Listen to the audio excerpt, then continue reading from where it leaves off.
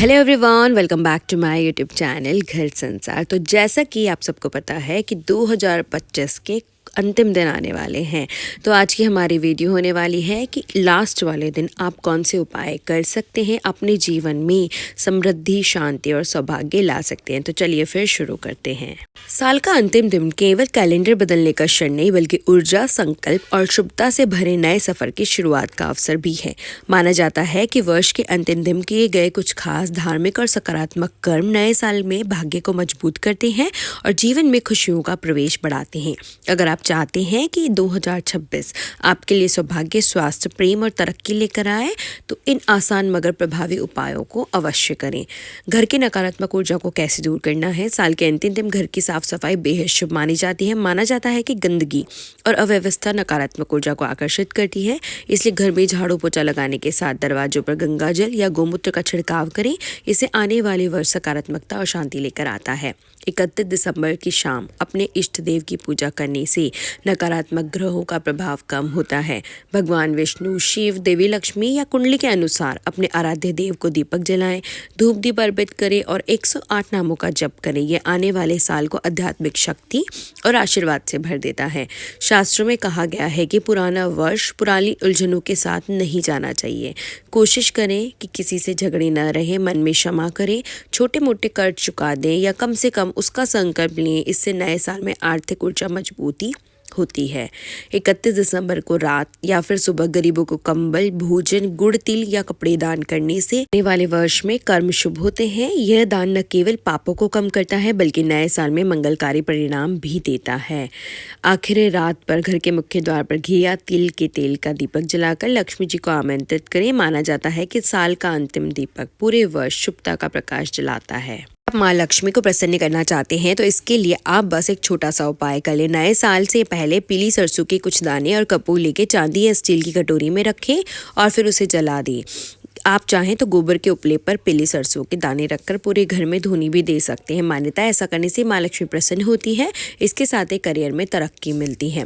वास्तु के अनुसार दक्षिणावर्ती शंख, एकाक्षी नारियल और पीतल का हाथी घर या कार्यस्थल पर जरूर रखना चाहिए। ऐसा करने से नौकरी, व्यापार में तरक्की मिलती है। इसके साथ ही इसे घर में रखने से जीवन में सुख समृद्धि आने के साथ सकारात्मक ऊर्जा घर के अंदर आती है। तो आप अंतिम दिन ये सब चीज़ें लेकर आ सकते हैं। अगर आपके यहाँ नहीं है तो इन्हें साल के पहले दिन स्थापित कर सकती है। हिंदू धर्म में हनुमान जी की पूजा का विशेष महत्व है। अगर आप शनि देव के प्रकोप से बचना चाहते हैं, शनिवार के दिन हनुमान जी को सिंदूर चढ़ाएं। इसके साथ ही हनुमान चालीसा का पाठ करें। मान्यता है ऐसा करने से जीवन में सकारात्मक ऊर्जा का संचार होता है। साल खत्म होने से पहले घर में गोमती चक्र जरूर लाएं। इसके साथ ही इसे अभिमंत्रित करके घर की तिजोरी में रखें। इस उपाय को करने से घर में साल भर बरकत बनी रहती है। साथ ही ये सुख, समृद्धि, स्वास्थ्य, धन लाभ देता है और बुरे प्रभावों को पूरे परिवार से रश्ता करता है। इस साल में आप अपनी खुशियों को किसी वृद्धाश्रम या अनाथालय में जरूर बांटना चाहिए। वहां आप खाने की चीजों के अलावा उनकी जरूरत की वस्तु भी दान कर सकते हैं। ऐसा करने से आपको धन संबंधी परेशानियां नहीं होगी, साथ ही घर में हमेशा खुशियों का वास रहेगा। दिसंबर खत्म होने से पहले दक्षिणावर्ती शंख खरीद कर लाएं और शुभ मुहूर्त में विधिवत पूजा करके लाल कपड़े में लपेटकर तिजोरी या धन स्थान पर रख दें। ये लक्ष्मी को भी आकर्षित करता है। इसके अलावा लाफिंग बुद्धा को भी शुभ माना जाता है। इस मूर्ति को आप घर या दुकान के उत्तर पूर्व दिशा में रख सकते हैं। साल का अंतिम दिन यानी 31 दिसंबर को इस साल पड़ रहा है बुधवार, तो आप गणेश जी से जुड़े हुए कुछ उपाय भी कर सकते हैं। साल के अंतिम दिन कई शुभ योग बन रहे हैं, इस वजह से बुधवार के दिन का महत्व बढ़ गया है। बुधवार के दिन उपवास रख के भगवान गणेश को गीले चावल का भोग लगाएं। भगवान गणेश को चावल इसलिए चढ़ाते हैं क्योंकि उनका एक दंत टूटा हुआ है और सूखा चावल बहुत कठोर होता है, जिसके वजह से गणेश जी सूखे चावल को स्वीकार नहीं कर पाते। इसलिए भगवान गणेश को गीले चावल अर्पित करना चाहिए। गीले चावल के साथ भगवान गणेश को नारियल या फिर नारियल से बनी मिठाई भी अर्पित करनी चाहिए। आप बुधवार के दिन एक उपाय और कर सकते हैं। इसके लिए आप 7 साबुत कोड़ियाँ लें और 1 मुट्ठी हरी मूंग दाल ले लें। दोनों चीज़ों को हरे कपड़े में बांधकर मंदिर की सीढ़ियों पर चुपचाप रख दें। इस उपाय को करने से पहले और बाद में किसी को भी ना बताएं और पूरी तरह आस्था रखें। इस तांत्रिक उपाय से आपका भाग्योदय होगा और हर समस्या धीरे धीरे दूर हो जाएगी। आप रात को एक नारियल लें और उसको सिन्हारे रख के सो जाए। अगले दिन स्नान व ध्यान के बाद गणेश जी के मंदिर में जाकर उस नारियल के साथ कुछ दक्षिणा रखें और मंदिर में चढ़ा दें। इसके बाद श्री संकट नाशनम इस गणेश स्तोत्र का पाठ करें। ऐसा करने से जीवन में चल रहे सभी विघ्न दूर हो जाते हैं और समृद्धि, धन, वैभव की में वृद्धि होती है। साथ ही राहु के अशुभ प्रभाव में भी कमी आती है। अगर आप कर्ज की समस्या से परेशान हैं तो बुधवार के दिन भगवान गणेश को 11 दुर्वा अर्पित करें। रणहर्ता गणेश स्तोत्र का पाठ करें।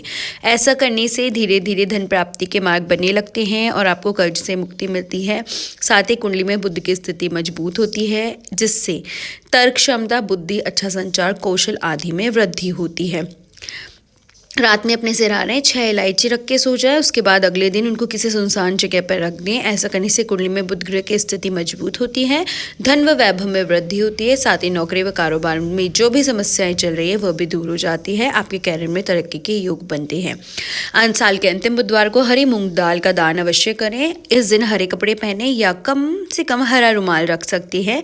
साथ ही गाय को हरी घास या पालक अवश्य खिलाएं। ऐसा करने से कुंडली में बुध ग्रह की स्थिति मजबूत होती है। इसके बाद शाम के समय व्रतकुंड महाकाय सूर्यकोटि समर्पण निर्विघ्न कुर्मदेव सर्वकारेषु सर्वदा मंत्र का 108 बार जप करें। इससे सभी विघ्न और बाधाएं दूर होती है। धन के साथ आपकी प्रतिष्ठा में अच्छी वृद्धि होती है।